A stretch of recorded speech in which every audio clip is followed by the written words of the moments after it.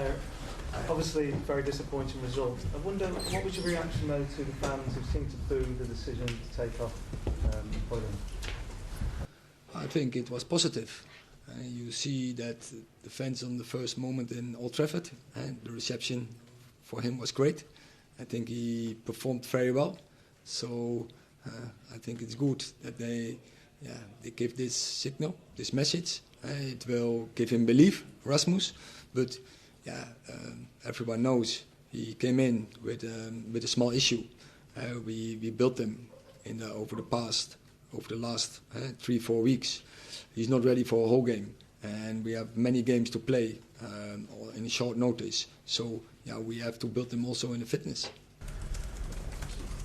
Erik, can you just explain?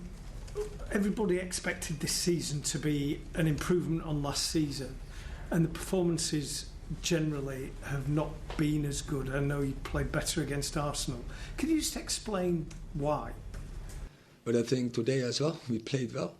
First half, if you analyse that first half, it's crazy. I think we started well. We created chances, and on the second attack from them, and the first chance it's in, and then we have to do better to deal with that setback. Then we find ourselves in the game. We score the equalizer, but then that is disallowed, and that is, I think, the stage where we are in this moment. And then you can point to anyone. You have to look in the mirror, look to yourself. You have to make your own look, and I think there we have to improve. Neil. Erik, I think the boos weren't necessarily who was coming off. It was the fact that Anthony Martial was coming on.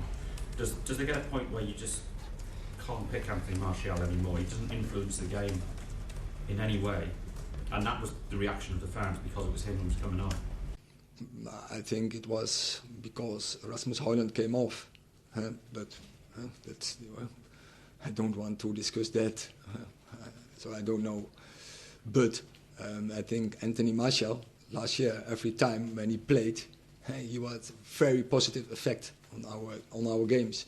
I think that we even almost lost non-game with Anthony Martial on the pitch. So if that's the fact, then I don't understand. Because when he is fit, he definitely will contribute. In this moment, he is not top fit, but he is improving, and I'm sure when he is 100% fit, he will contribute again as last season. Is that frustration though? He's a 27-year-old, and he always seems to have an issue, and he didn't play often last season. He's got 17 goals in 3 years. It seems unfair on Højlund that's the backup striker at the moment, that he's not got someone who can take the pressure off him. Yes, but that he has to make, as I said, he has to make also his own look, and first be available and be consistent available, and then you will see, then his form will be better. But as I said, every time last year when he was playing, he affected our game in a positive way, and so I hope he stays fit, and then I'm sure he will contribute to our game. Erik, it's three defeats in 4 games now. Are you worried about the results? Definitely, that's something that bothers me. But also I have to see the way we play. But finally it's about character then. And now we have to see how strong we are and how the team sticks together, and which players standing up and show the character and leads the team.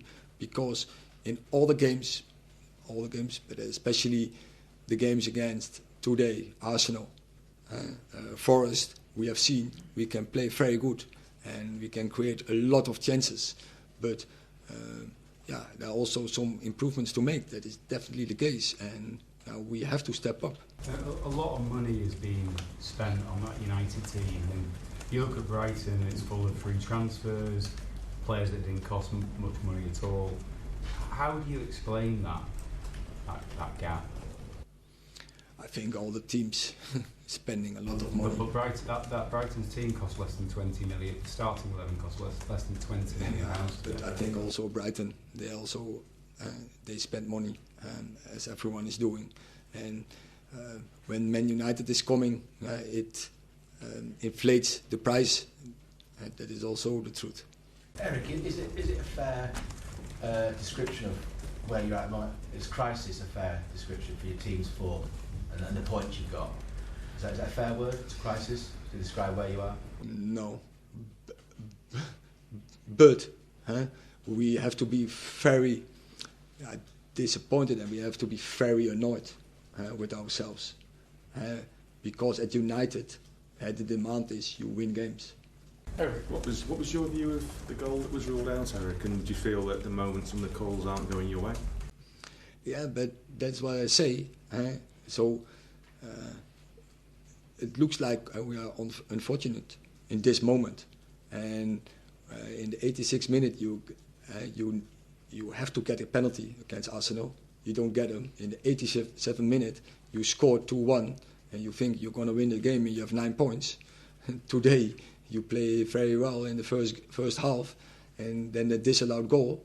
And in that period, we are together, and also we turn this. If we stick together, and if we stick to the plan, stick to the rules and the principles of our way of play, we will turn this. But there's a demand on us, definitely. And just going back to just going back to the booing when Højlund came on, I understand what you're saying, that it was positive for him, but it didn't feel positive for the stadium, for the team, for the game. It felt negative.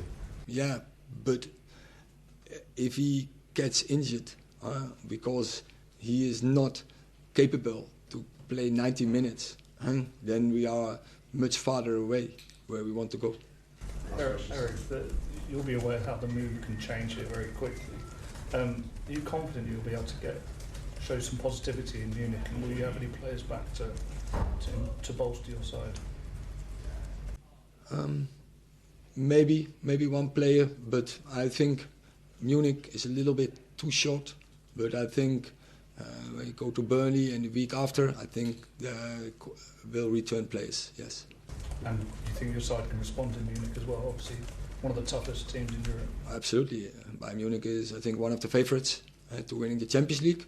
So we have to be good there. And yeah, but I think I already explained what we need there. We need character. So character with belief, with resilience, with determination, absolutely. Thank you very much.